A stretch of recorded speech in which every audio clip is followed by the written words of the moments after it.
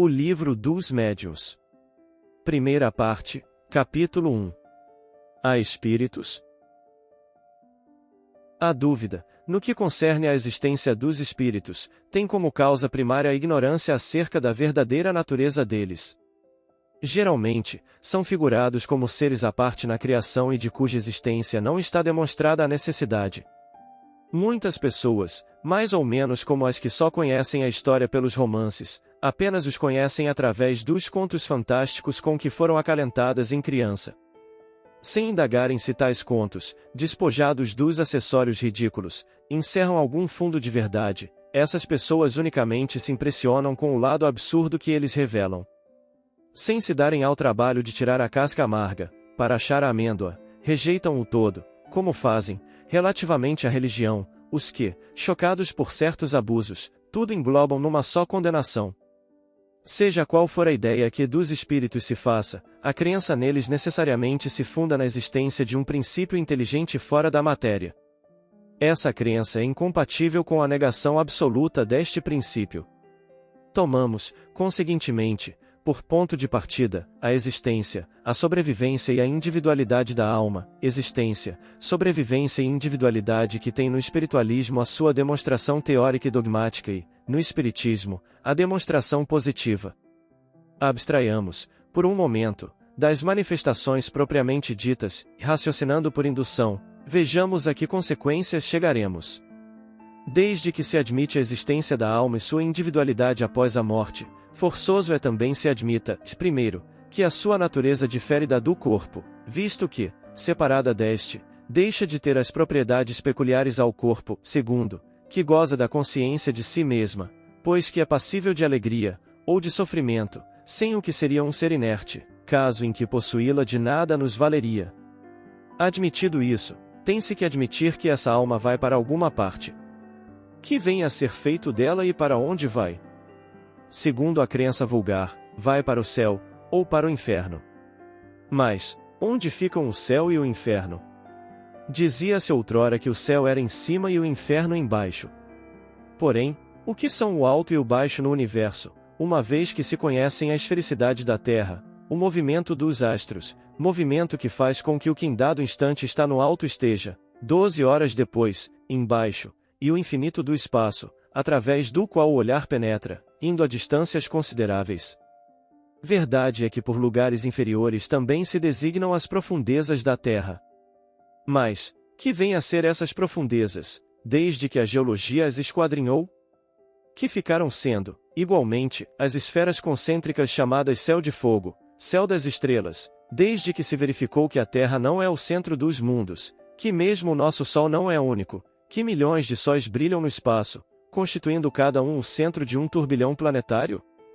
Aqui ficou reduzida a importância da Terra, mergulhada nessa imensidade. Por que injustificável privilégio este quase imperceptível grão de areia, que não avulta pelo seu volume, nem pela sua posição, nem pelo papel que lhe cabe desempenhar, seria o único planeta povoado de seres racionais? A razão se recusa a admitir semelhante nulidade do infinito e tudo nos diz que os diferentes mundos são habitados. Ora, se são povoados, também fornecem seus contingentes para o mundo das almas. Porém, ainda uma vez, que terá sido feito dessas almas, depois que a astronomia e a geologia destruíram as moradas que se lhes destinavam e, sobretudo, depois que a teoria, tão racional, da pluralidade dos mundos, as multiplicou ao infinito? Não podendo a doutrina da localização das almas harmonizar-se com os dados da ciência, outra doutrina mais lógica lhes assina por domínio, não um lugar determinado e circunscrito, mas o espaço universal, e formam elas um mundo invisível, em o qual vivemos imersos, que nos cerca e acotovela incessantemente. Haverá nisso alguma impossibilidade, alguma coisa que repugne à razão? De modo nenhum, tudo, ao contrário, nos afirma que não pode ser de outra maneira. Mas, então, que vem a ser das penas e recompensas futuras, desde que se lhes suprimam os lugares especiais onde se efetivem? Notai que a incredulidade, com relação a tais penas e recompensas, provam geralmente de serem umas e outras apresentadas em condições inadmissíveis.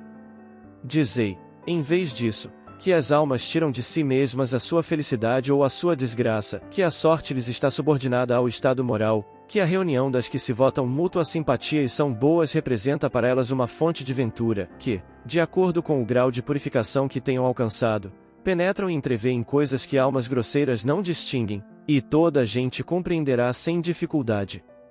Dizei mais que as almas não atingem o grau supremo, senão pelos esforços que façam por se melhorarem e depois de uma série de provas adequadas à sua purificação, que os anjos são almas que galgaram o último grau da escala, grau que todas podem atingir, tendo boa vontade, que os anjos são os mensageiros de Deus, encarregados de velar pela execução de seus desígnios em todo o universo, que se sentem ditosos com o desempenho dessas missões gloriosas, e lhes tereis dado a felicidade um fim mais útil e mais atraente, do que fazendo-a consistir numa contemplação perpétua, que não passaria de perpétua inutilidade.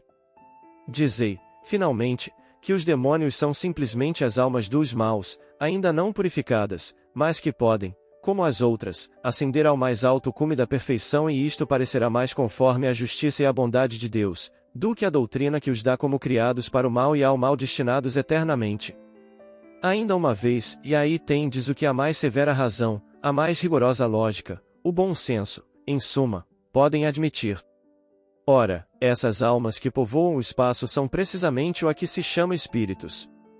Assim, pois, os espíritos não são senão as almas dos homens, despojadas do invólucro corpóreo. Mais hipotética lhe seria a existência, se fossem seres à parte.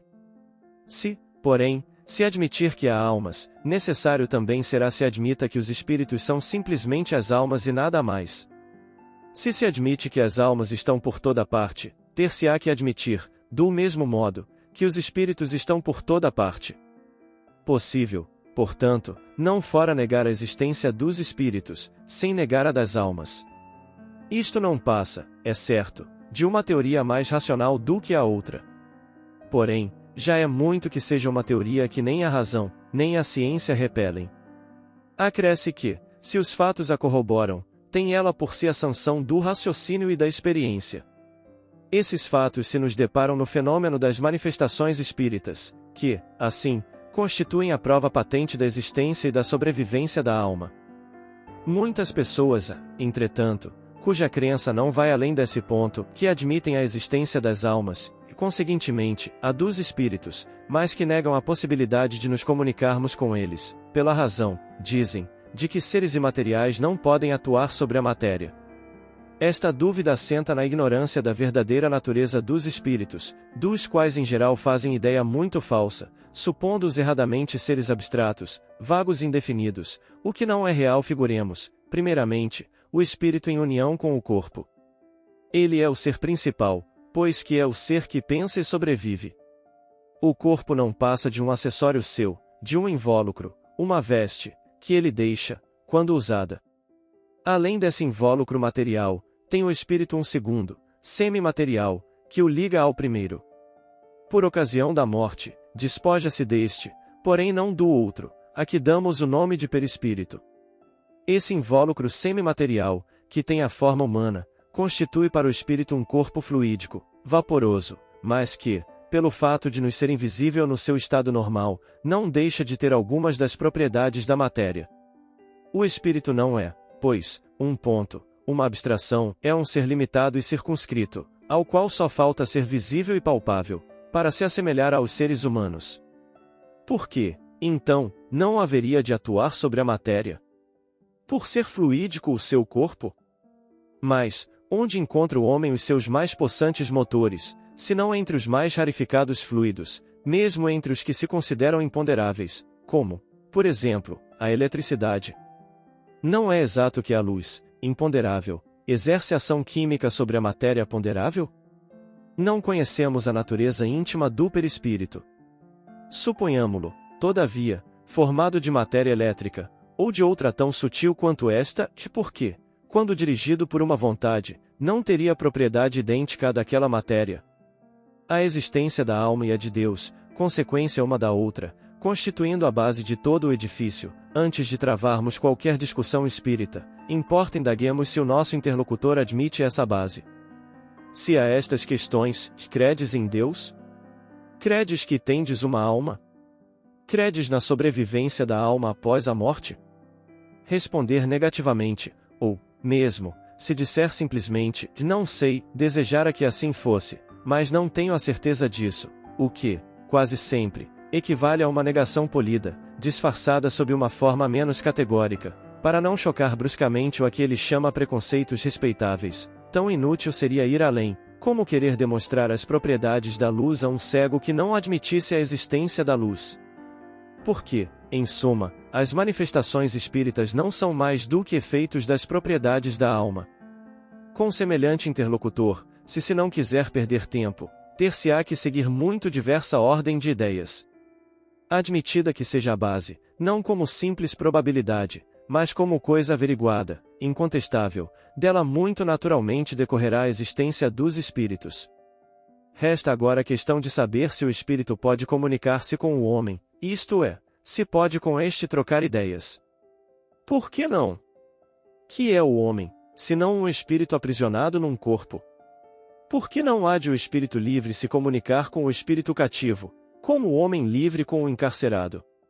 Desde que admitis a sobrevivência da alma, será racional que não admitais a sobrevivência dos afetos? Pois que as almas estão por toda parte, não será natural acreditarmos que a de um ente que nos amou durante a vida se acerque de nós, deseje comunicar-se conosco e se sirva para isso dos meios de que disponha? Enquanto vivo, não atuava ele sobre a matéria de seu corpo? Não era quem lhe dirigia os movimentos? Por que razão, depois de morto, entrando em acordo com outro espírito ligado a um corpo, estaria impedido de se utilizar deste corpo vivo, para exprimir o seu pensamento, do mesmo modo que um mudo pode servir-se de uma pessoa que fale, para se fazer compreendido? Abstraiamos, por instante, dos fatos que, ao nosso ver, tornam incontestável a realidade dessa comunicação, admitamo-la apenas como hipótese. Pedimos aos incrédulos que nos provem, não por simples negativas, visto que suas opiniões pessoais não podem constituir lei, mas expendendo razões peremptórias, que tal coisa não pode dar-se. Colocando-nos no terreno em que eles se colocam, uma vez que entendem de apreciar os fatos espíritas com o auxílio das leis da matéria, que tirem desse arsenal qualquer demonstração matemática, física, química, mecânica, fisiológica e provem por A mais B, partindo sempre do princípio da existência e da sobrevivência da alma. Primeiro que o ser pensante, que existe em nós durante a vida, não mais pensa depois da morte.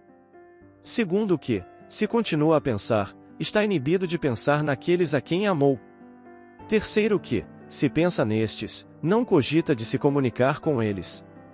Quarto que, podendo estar em toda parte, não pode estar ao nosso lado. Quinto que, podendo estar ao nosso lado, não pode comunicar-se conosco. Sexto que não pode, por meio do seu envoltório fluídico, atuar sobre a matéria inerte. Sétimo que, sendo-lhe possível atuar sobre a matéria inerte, não pode atuar sobre um ser animado. Oitavo que, tendo a possibilidade de atuar sobre um ser animado, não lhe pode dirigir a mão para fazê-lo escrever. Nono que, podendo fazê-lo escrever, não lhe pode responder às perguntas, nem lhe transmitir seus pensamentos. Quando os adversários do Espiritismo nos provarem que isto é impossível, aduzindo razões tão patentes quais as com que Galileu demonstrou que o Sol não é que gira em torno da Terra, então poderemos considerar-lhes fundadas as dúvidas. Infelizmente, até hoje, toda a argumentação a que recorrem se resume nestas palavras: não creio, logo isto é impossível. Dir-nos-ão, com certeza, que nos cabe a nós provar a realidade das manifestações. Ora, nós lhes damos, pelos fatos e pelo raciocínio, a prova de que elas são reais. Mas, se não admitem nenhuma, nem outra coisa, se chegam mesmo a negar o que veem, toca-lhes a eles provar que o nosso raciocínio é falso e que os fatos são impossíveis.